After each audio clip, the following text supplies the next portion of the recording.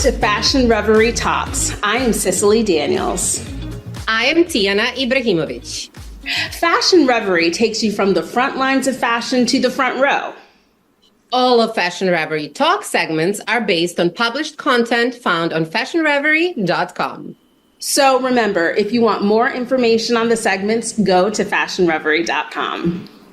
So in this episode, we are happy to have emerging American designer Evan Hirsch with us. And we are joined by Fashion Reverie Associate Editor Sydney Yeager, who will discuss her article, 7 LGBTQA plus designers you should know. But let's start with fashion news. All of our news segments are based on the fashion news alerts found on fashionreverie.com. Okay, so let's jump right into the current events in fashion. I am going to start off with Calvin Klein's new Pride campaign. Calvin Klein has a new Pride campaign starring supermodel Cara Delevingne and singer Jeremy Pope. This is the 2024 This Is Love campaign, and it has them lip syncing to Crystal Waters' 90s pop hit, 100% Pure Love, with models and dancers that you will know their names and faces. This is a campaign shot by Gordon von Steiner, which is capturing them in the brand's annual Pride collection, embracing the joyful, confident energy of Pride. Calvin Klein states that the entire cast in the campaign channels the euphoric spirit of Pride and the strength of the LGBTQIA plus community with the expressive dance and their confidence. And it's going to contain classic Calvin Klein underwear and apparel silhouettes and be infused with this vibrant energy and also a bright rainbow gradient of color along with some of the logos. So this is this is exciting. It's always exciting when a new campaign, obviously Calvin Klein is, a standard of American fashion. So it's exciting. Yeah, it is exciting. I have to check it out. I love Cara. I think she always participates in the most avant-garde sort of ads, etc. So I'm curious to see it. And of course, colorful is always good. Colorful is great. Yes. Well, there is more news in the media, sort of our world, and things keep changing and shifting. And another fashion and beauty magazine bites the dust, unfortunately. The latest victim is Coveteur magazine, and it's shutting down on June 15. And sadly, most of the staff has already been laid off, and there's only like 6 editors remaining to take the fashion outlet through the next few days left. So they revamped the site a few months ago. They appointed Jenna Lyons as the new editor-in-chief in February, but all that just didn't save Coveteur. So don't know what to say. There's so many shifts happening in the media world that we all kind of have to just go with it and figure out how to move forward. Well, shifts, like you just said, happening in the media world as well as in the fashion world itself. My last bit of news is about a major fashion brand that is facing financial struggles. And it is New York-based Australian designer Dion Lee, who is really unfortunately having a financial crisis. He's placed the brand under voluntary administration after the investment partnership of the Australian brand retailer Q has withdrawn. So Dion Lee's brand was dependent on Q's financial investment, and now that that's over, Lee is pursuing other potential investors. So it's not over yet, but there's definitely some danger out there. Dion Lee has been a staple of New York Fashion Week for several seasons. And for its spring 2024 collection, Dion Lee collaborated with the social commerce platform MC as a show sponsor. So fingers crossed, wishing Dion Lee luck with finding a new partnership. You know what I mean? Because finances and fashion, unfortunately, can be everything. Yeah, but stay tuned because we have an interview with an uprising star in the fashion world.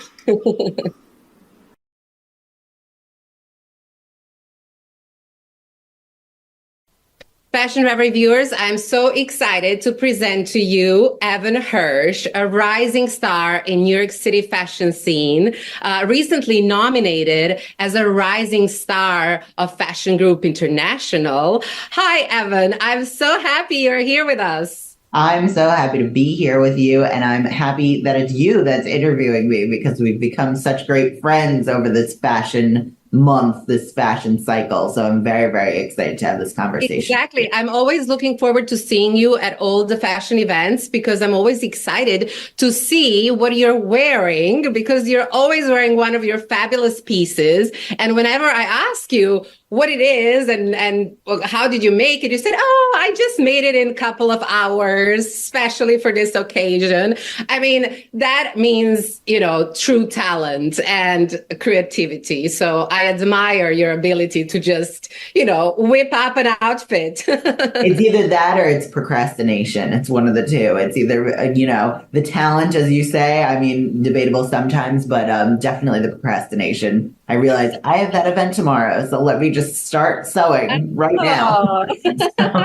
I love it. I love it. So tell me a little bit about your fashion journey. How did you start in fashion?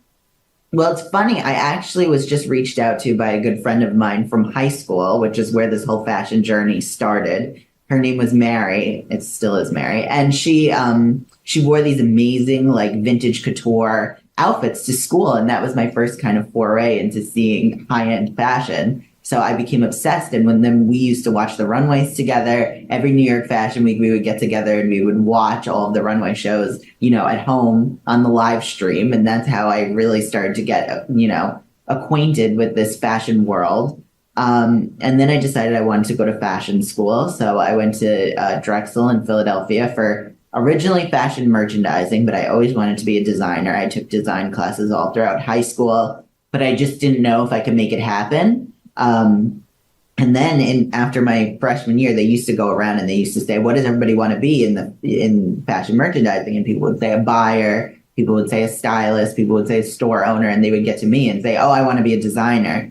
And they said, that's on the third floor of this building. That's not here. And I said, I know, but I don't know if I, have what it takes or whatever. And I started taking the fashion classes. I had a friend who was in the design program, and she used to, on the weekends, on her free time, she would take me up and teach me how to, turn on the machine. And I was so grateful and do stitches and do different types of, construction techniques. And I just fell in love with it. I never turned back. I switched into the fashion program. I graduated in 2019. I worked in corporate fashion for a little bit, but then I started making these transforming designs, which I'm sure you'll talk about. But it started gaining this massive amount of attention online. And I kind of said, people are interested and this is what I should be doing. And I haven't looked back since. Yeah. So let's talk about the transformational aspects of some of your garments. So it's part of your design aesthetic, and that's what you're well known for. I mean, even Tamron Hall featured you, and, she's a fan. So I understand that you were inspired by witnessing this aesthetic on RuPaul's Drag Race. Is that right? That's 100% correct.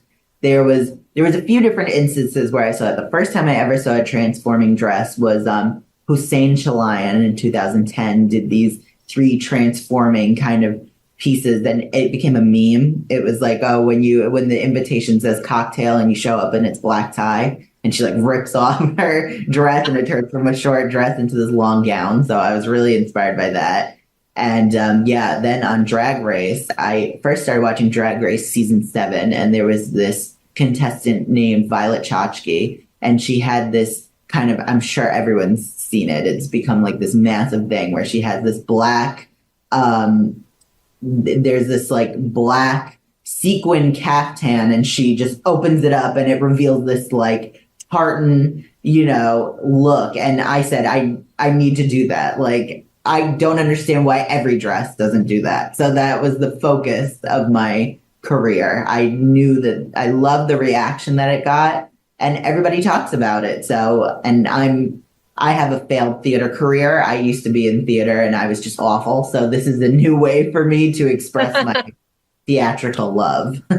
Well, in a sense, like switching to transforming a dress to something else is sort of a dramatic entrance. It sets the stage, Of course. especially for those in New York that sort of run from a regular event to a cocktail party and they're confused. What are they going to do? How are they going to make it to the next event not being dressed properly? So who do you find to be most interested in your design? Who wears your dresses? Well, it's very interesting. I've learned to adapt to a market.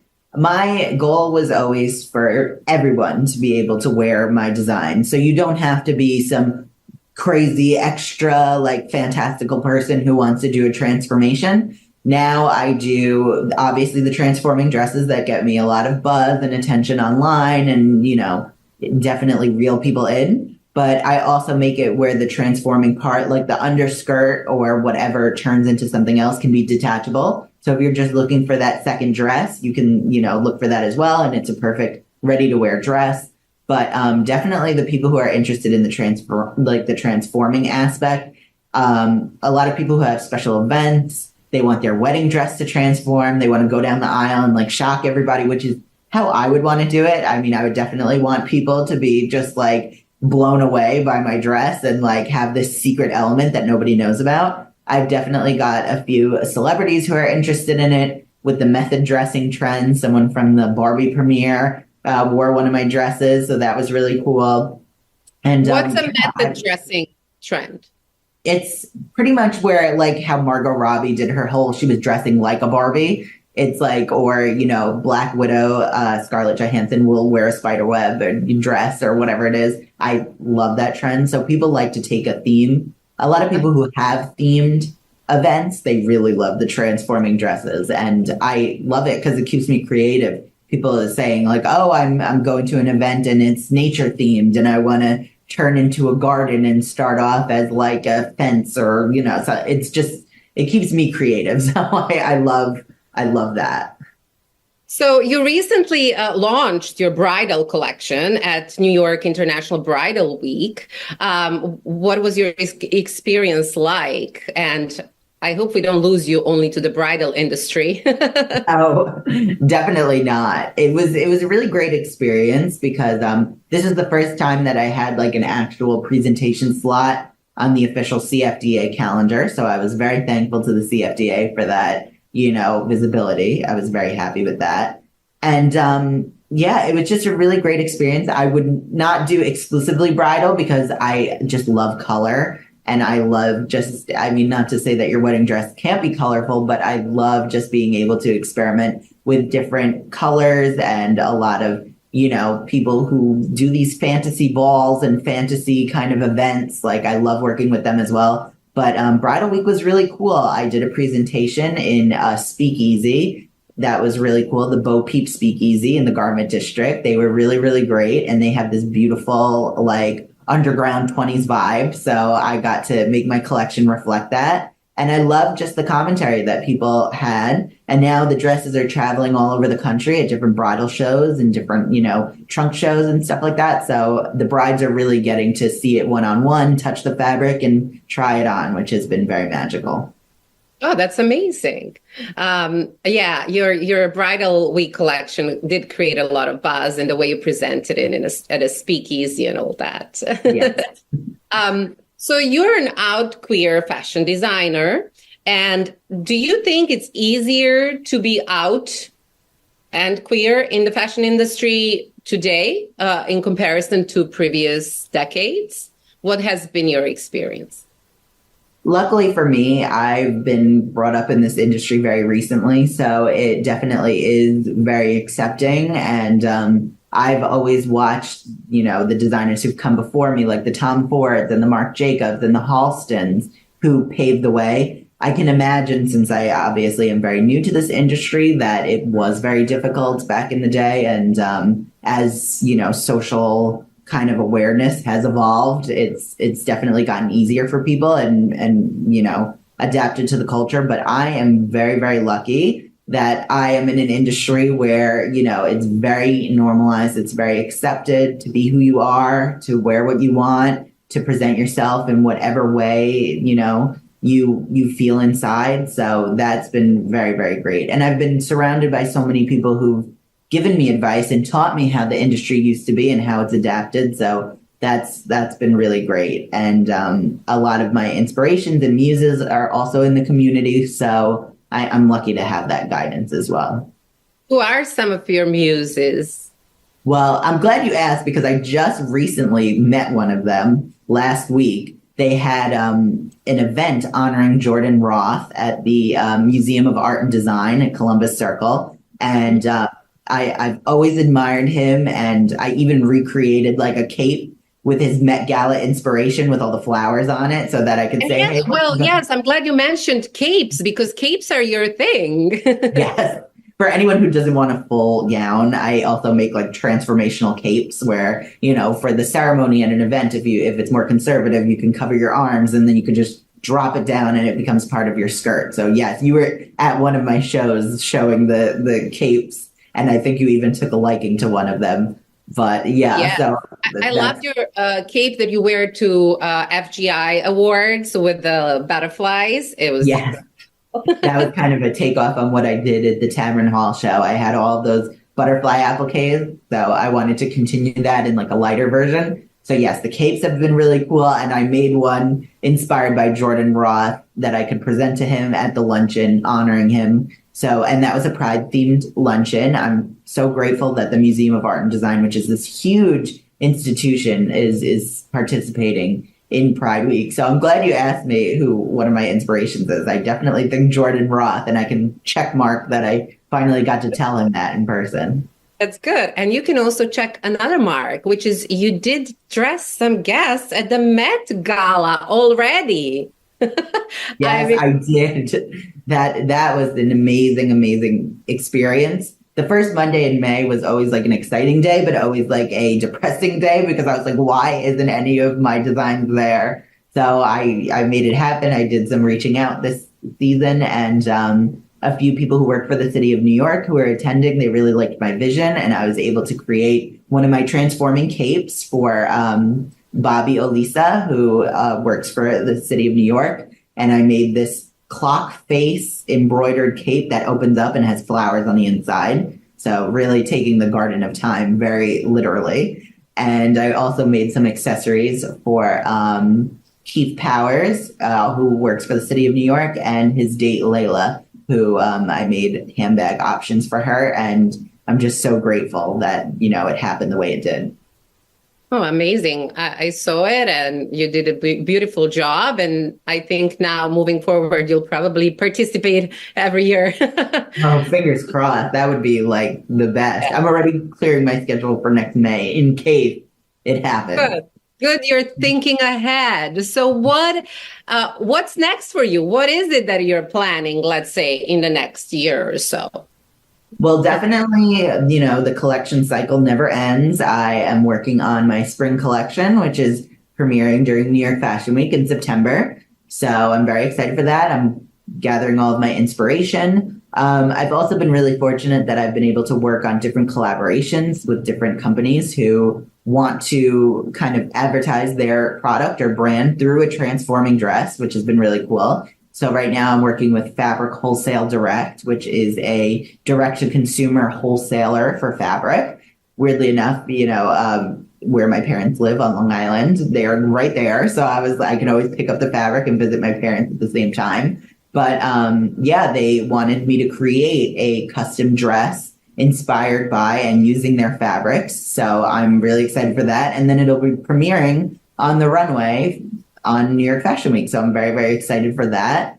And I'm just trying to keep the momentum going. I, sometimes get approached for really cool styling opportunities. So I'm very excited to pursue those, knock on wood as they happen. But just keeping the momentum going and keeping my crazy transforming designs out there. That's definitely my foray.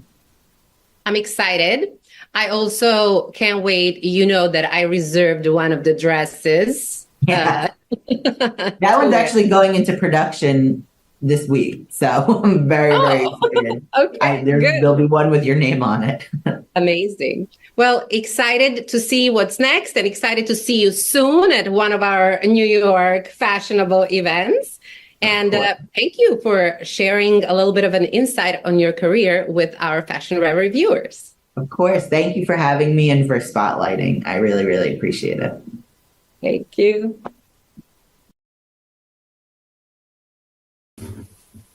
Well, that was an awesome interview. Thank you so much, Tiana and Evan. I am excited because I get a chance to talk with one of my favorites, our associate editor, Sydney Yeager, about her wonderful article about 7 LGBTQA plus designers that you should know about. Now, in case any of us doesn't know, we are celebrating Pride Month, and obviously at Fashion Reverie, we know how important queer people are to our industry. It doesn't matter kind of what part of the field, if it's designer, models, publicists, stylists, whatever, that is the community that is really the backbone of our industry. And Sydney is here to talk about some of the most influential and important designers that you should know. Welcome, Sydney. Hi, Cicely. It's so nice to talk with you today. You too. Well, I mean, really, like you said, you kind of can't like walk any place. Like if you're in a room, you're likely in a room with part of this community, and obviously at Fashion Reverie. But really, thankfully, fashion has really come to a place where we recognize the importance of contributions that are being made by the queer community in so many aspects of fashion. And so, of course, there are some amazing LGBTQIA plus designers in the world. So who are we spotlighting today? Today we're talking about Laquan Smith, Christian Siriano, and then Halston. Halston is one of the most amazing designers in history. He's no longer with us, sadly. He passed away due to AIDS, though we all know that his estate has contested that, as they don't really want to highlight his queerness. But Halston is amazing, and we're just highlighting all of the most amazing designers today. Yes. Okay, so who do we want to start with? Let's dive into Christian Siriano first. Okay. So for Christian Siriano is one of my favorites. Sorry, go ahead. No, I was just saying, like, in case you missed it somehow on Project Runway, which I just kind of think is amazing, you know what I mean, that Christian Siriano is now such an established, well-known designer, but began on the reality show, which is, of course, everyone, you know, for the fashion world, one of our favorites, Project Runway, which I think which is when I became a fan and then stayed a fan. Yeah, you can't escape Project Runway with the fashion industry, and I think Christian Siriano really made his stamp on that reality TV show by becoming such a successful designer. Absolutely.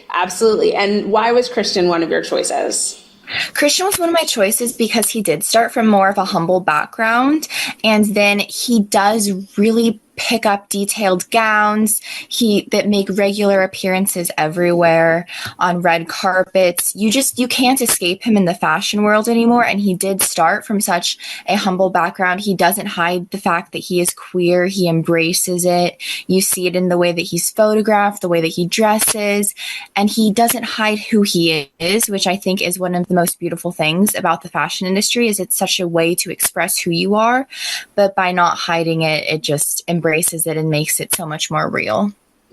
Absolutely. I always love the colors that are used. I feel like he has like a lot of like beautiful layers. And I also think that he specializes in dressing a lot of different figures, which I think is kind of cool. You know? That's so special because so many people in high fashion tend to only suggest that like the models look like little rails, and that's not what a real woman looks like. That's not what a real person looks like, and he embraces what everybody can look like. Well, I think that's a perfect thing about Pride is, you know, like really like giving confidence and like lifting up like different parts of the community. So, you know, that's wonderful. Who else are you spotlighting? I'm also talking about Laquan Smith. He's Black and queer and does the most amazing designs. I personally love a lot of Laquan Smith's designs because they are a little bit more avant-garde in their structure almost. The cutouts, the colors, the details, they're beautiful.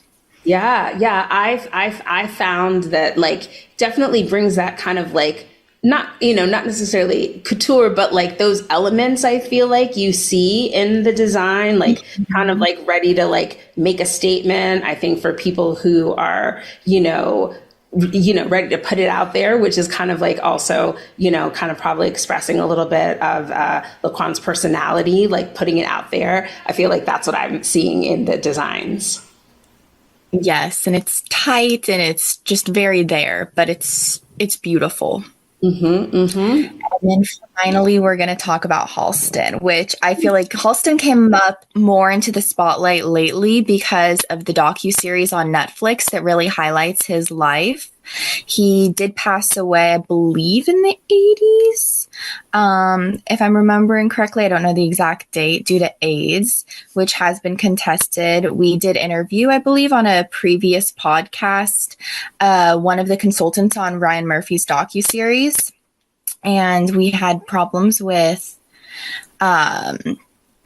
people, not his estate, not wanting to share that he was queer. But I think that is what made Halston. He was such a fixture on the Studio 54 scene. He really embraced femininity in dressing with loose bohemian clothes. He was a member of the crew that went to the Battle of Versailles, which was one of the most important moments in fashion history, I would argue, because that really brought America to the spotlight in the forefront, away from France, and we weren't just copying designs anymore.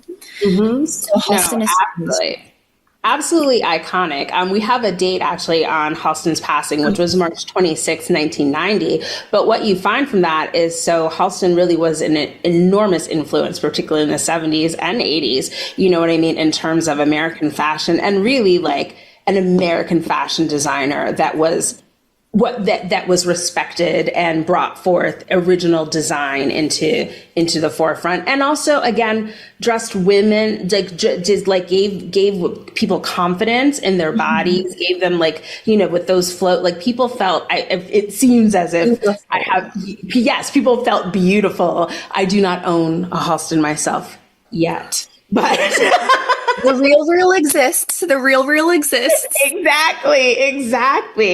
Oh, well, obviously all three of these designers are amazing. But as I mentioned, there are 7 designers that are featured in your fantastic article. So I want everyone to go to fashionreverie.com and read the complete article, and then follow up on these designers, because these are designers that you need to know. And of course, Sydney, I'm always so pleased to see you and speak with you. And I really appreciate you taking time to join us. Of course. Thank you so much, Cicely.